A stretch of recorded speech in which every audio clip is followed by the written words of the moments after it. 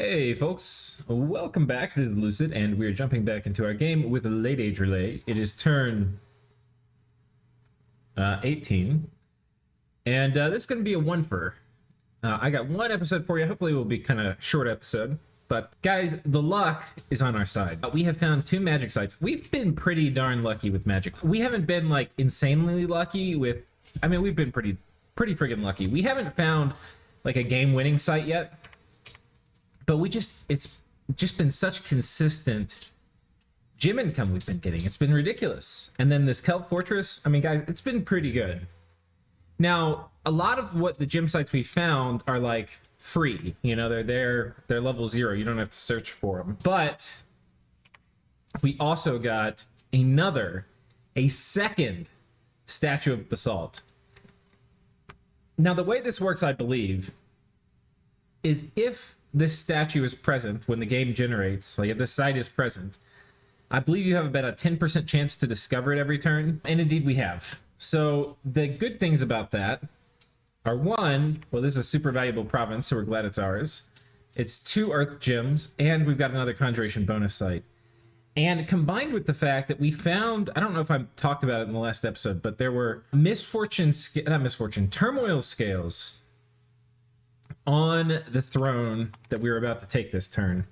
And there's only one site underwater which can cause turmoil, and that is the throne of the churning ocean. Which means we got that one, which is really nice for the gym income. It's 4 gems, 3 of which are water, which can be super valuable. And in conjunction, it's going to also give us a 20% discount on conjuration. Now, sadly, these are all in different provinces. They are not going to stack, but it's pretty darn cool. Here, I think we actually took a couple losses. Yeah, we lost 6 guys. These Kalulus are pretty tough, and they didn't break, so that's a little unfortunate. I can't remember where Equestria is. Okay, right here. So we'll come back and talk about that. We took this out. We lost a few guys. There's not too much to see. This is actually an interesting fight here. This is versus the Horse Tribe. And what I did was I positioned all my guys on the south, and I had them run back here and try to hit a flank. Problem is my guys are really slow, and they don't have shields. Now the tentacle dudes regen, so they'll actually be fine through the archer fire, but they're not going to be fine when these guys run out of arrows, which I think doesn't take very long. I think that we have like 10 ammunition, 12 ammunition. So almost by the time we get back here, they're about out of ammo. And in melee, these little tentacle dudes are going to get kind of butchered. Now, fortunately, our Meteorite Guard are pretty badass. They do chop them up pretty good, but we do lose some. We lost 3 Meteorite Guard. We lost all of our Tentacle dudes, except 1, I guess. And, yeah, we lost all our Vile things. So that was actually kind of expensive. I'm glad we saved that one for last. And then we, of course, have the Throne Battle, which is pretty cool. Home Slice Bubbles rolling up in here. I don't think we have any bonus, from Dominion. They're casting Water Ward instead of Summon Water Elemental. If improved casting AI were on, this would be a lot harder for them to take, as I was mentioning last episode, because they would cast Water Elementals and stuff. And then when they got close, they might even cast... I don't think they would cast Liquefy from Friendly Fire, but... yeah, Water Ward is not the move here. Even with the Water Ward is a nice spell, but just, we have really high attack. We don't really care.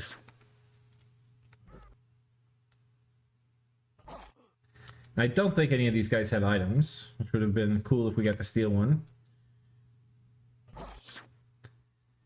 So, yeah, we got this site. It is I mean, this is probably one of the better underwater fort sites that you could imagine. It's a throne. It's surrounded by, like, what? 8 province, so it's got like a 8 province ring, which means we'll get a boatload of resources. Yeah, it's going to be super clutch. We snuck this scout in so we could start building here immediately, and we'll start doing that. We're going to claim the throne. So this is the throne I've been talking about, the throne of the churning ocean. And spread dominion too, very nice. We want to get our dominion flooding in the water system here. Nice and early. Conjuration bonus 20. This is what I had wanted it for, but little did I know I would find 2 other Conjuration 20 sites just by freak luck. And then, of course, it gives 3 water gems and 1 air gem, which is just great for us. Just wait, is that a pearl?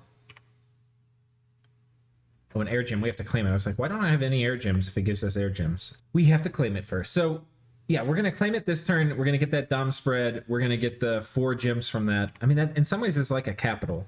I mean, it's really good. We have some problems, though. We'll talk about some of the expansion problems. We have 2 Shark Tribe groups. This one's 20, this one's 30. And the problem, the Shark, I think we would win against the Shark Tribe, but I think it would just butcher these guys. I mean, it would be really painful.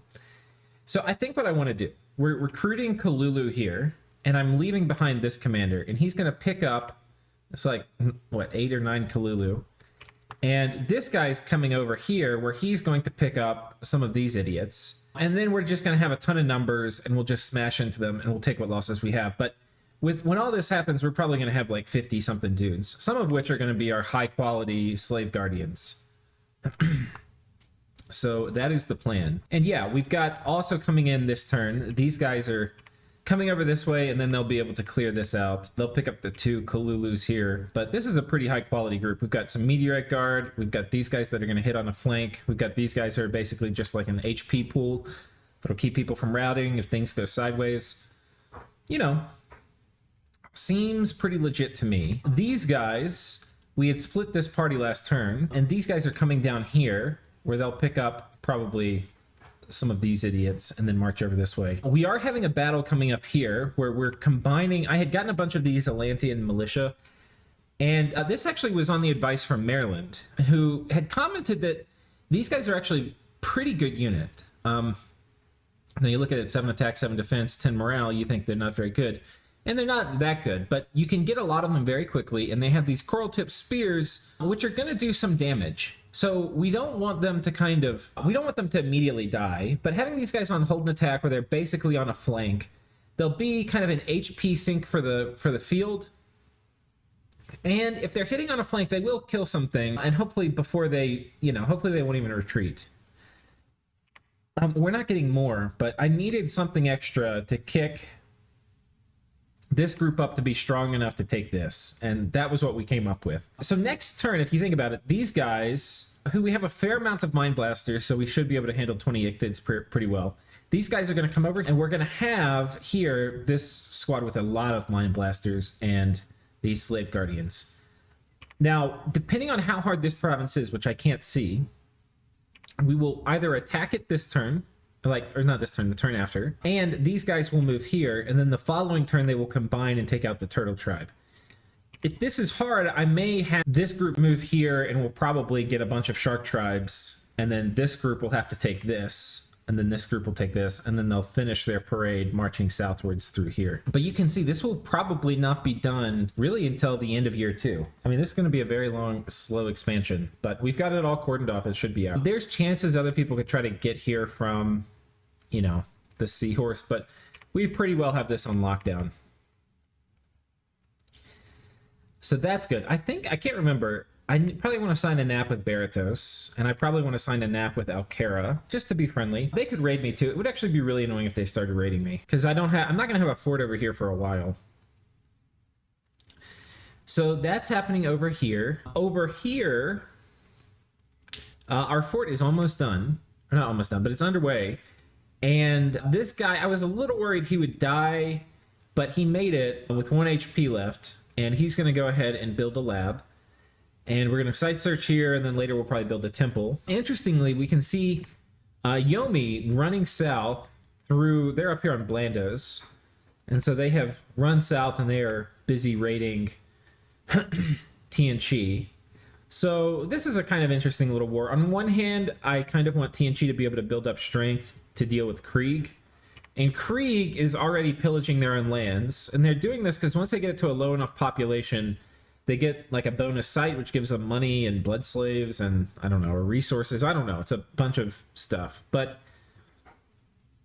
we'll see. We will see. Anyway, it's just kind of interesting for me to watch. It's a Dione with some Bakemono. Mictlan, I have seen their Bless now. Not I haven't seen it, but somebody has shown it to me. And it's actually quite fearsome. It's strength +6. I think a few of the resistances, magic weapons. The only hole in it is that it does not have Spirit Sight, which means once we have darkness, we'll have an okay time against them. They have so much... I think... Oh, they don't actually have a ton of attack. Yeah, I think we'll actually have an okay time against them. If they have enough attack score, they'll still be able to hit us while it's dark. But if they don't, they're going to be in trouble. Anyway, we're not planning on fighting them, but It's always a good idea to think about how your matchups are, even if you're not currently fighting. I have sent a message to Ulm telling him that this guy is coming here and he's set to retreat. Because he's got, I wouldn't normally, because, you know, if they catch him, so what? But he's got raptors who can fly. So I said, please put these guys on hold and attack. And he was fine. You know, he didn't have to, but it's just generally like a friendly thing. And I'm planning on being friendly with him. Certainly there's value in not pissing off your underwater neighbor, especially if they are the extremely friendly variety like myself. I also have word that Oceania has not taken any of the river system on Blandos. Which means one of these guys, it's a good and bad. It's good because it means they're going to be really easy to conquer. It's bad because it means I'm going to have to come in here and pick a fight with these guys who are going to be angry at me once I conquer them. I mean, I don't have to, but I think I will. There's no reason not to. Well, there are reasons not to. If I'm going to be in another major war, etc., etc. I wonder what kind of province this is. I still have not seen any signs of garnets. Though I would love to find them. Okay, what else do we have? We've talked about the expansion on God's Glory, which is going to be a little dicey. We're actually not doing a ton of expansion this turn. We've got no expansion happening here. We've got one expansion. We've got two expansions on Valanus, and then none on Asaloon, because our land-based party is done. The thing I have to do, and I think we actually do it now, is I've got to make some decisions about where this group goes. You can see we're building up already a pretty big force. And pulling these idiots off. We put these dudes on. Anyway, we've got a pretty big force. And it's really only going to get more scary. And these guys are monstrous. They're so freaking strong. But there's a decent chance we declare war on these guys. But anyway, I mean, we're getting so much stuff. Like, look at, I already got 200 siege strength here. Got 57 dudes here. And I've got 2 forts here where when it's time for war, I'm probably going to pull like 50 Meteorite Guard up here. I just don't think he's going to have anything he can do against this many Meteorite Guard. Especially with my god to make sure, because my god shouldn't murder his god, to make sure he can't super combatant. So that will be kind of cool. We've got a boatload of nature gems. I am also sending this turn 20 earth gems to Yomi, who is our neighbor up here. And he is going to make us a hammer. I think he's not making it this turn, he's making it next turn. And so anyway, by the time he's made it and sending it to me, I'll probably have another, or I will have another set of 20 gems to send him for a hammer. Which is, 20 gems in my opinion is a little high for what you would pay for a hammer, but this early in the game, when there's not many people who can forge them, I think it's a pretty fair price. And we're going to want probably 3 hammers, and so that's probably what my first 60 earth gems are going to go towards, is hammers. And I'm not ever really going to have an easy point where I can make hammers without like some crazy booster, because it used to be you could get earth 2s with your star spawn in vanilla, and you only needed 1, and that 1 would be able to make you a boatload of hammers. And it was a pretty lucky roll to get an Earth 2, but you would usually get 1. Not early, but you know, eventually. We're really not going to get Earth 2s for a really long time. So we would basically have to do like a Ring of Wizardry or something, or somehow find a way to make a Bloodstone or something to make hammers. And because we can't do that, we're going to be very happy to just trade for them and make somebody else quite rich. But yeah, having 3 hammers will be really good. What my plan is with the hammers is we're going to be spamming out these rings, and we're going to be spamming out Diadems of the Void. And later, we're going to be spamming out our Construction 4 item. Not the Diadem of the Void, I'm sorry. This Elder Sign, which gives us Void Sanity. Later, when we get to Construction 4, we'll start making also our fancy little necklaces that give us free spawn. So yeah, that will be kind of a thing. And so maybe by that point we need 4, but we've got a phenomenal earth income now thanks to those basalt stats. And so with that, we should have plenty of hammers, and then the hammers we will turn into all sorts of goodies. I guess we'll talk a little bit about the movement of these guys. So I've set this guy to train monster here. These guys, they're both coming to Rlyeh. One of them is going to come to Rlyeh and go south, and they will be the second temple trainer down here, and the other one is going to stay in Rlyeh and take over the train monster job. So that will be kind of cool. The rest we make, some will be astral, they'll research. The non-astral ones we're going to send over here to start preaching. We've already got some enemy candles here. So they're going to do that. And probably site search too, while we're at it. We're preaching this up here, which I think is probably... But that's basically it for down here. And for over here. I think the other thing I'll just mention, we're pinging this throne, so we'll see what's inside of it. There's a Mind Lord, which... I don't know how I feel about that. I think because... I'm actually probably going to do a test game for it, because if I lose my god, it would actually really suck. But there's a very good chance, because we're not using improved casting AI, the Mind Lord will spam out Paralyze more than Soul Slay, or he'll like buff himself up, or do Water Ward, or other stupid things. So I'm going to have to load this up in the mod to see what he's actually going to do. And we have pretty fine MR. Like, the MR on our god is 20... Well, right now it's in Friendly Dominion. Magic bonus. How is that magic bonus? Does he have magic power and I didn't see it somehow?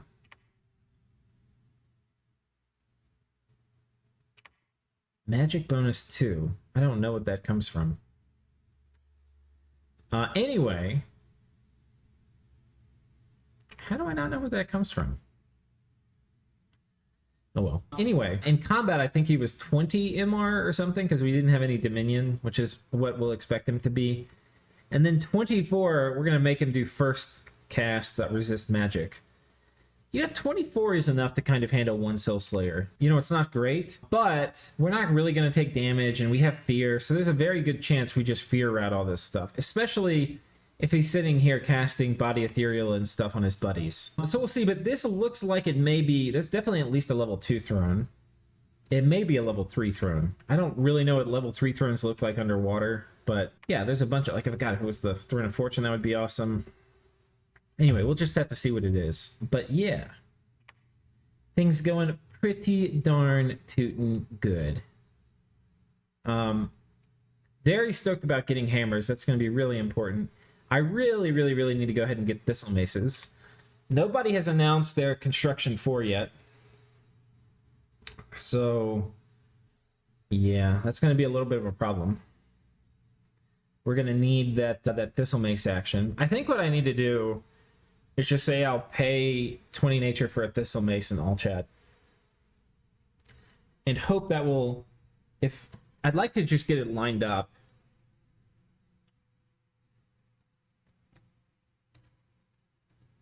So we'll see. We'll see, because I want to have it done, ideally by the time I get Thom 3, so I can do horror specs. But Thom 3 is coming up very fast. We're at 150 a turn. Next time we'll be at 200 a turn, so it's probably only 3 turns. I won't have it this turn.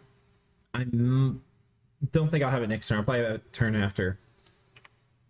So, yeah. That would be pretty good. Start spamming out horror specs. I will have more nature than I literally know what to do with. And we'll start having to find nature dumps, like Transfer Mind, Enchant Algae, Grants Gift of Water Breathing 40. It's not horrible. Level 5, is there anything? Remove Curse. I mean, I can always empower my god. Ravenous Swarm could be funny. Yeah, I don't know. I don't know, guys. I mean, there's going to be stuff in Conjuration we can do. But anyway, that is it. I will see you all next time. Peace.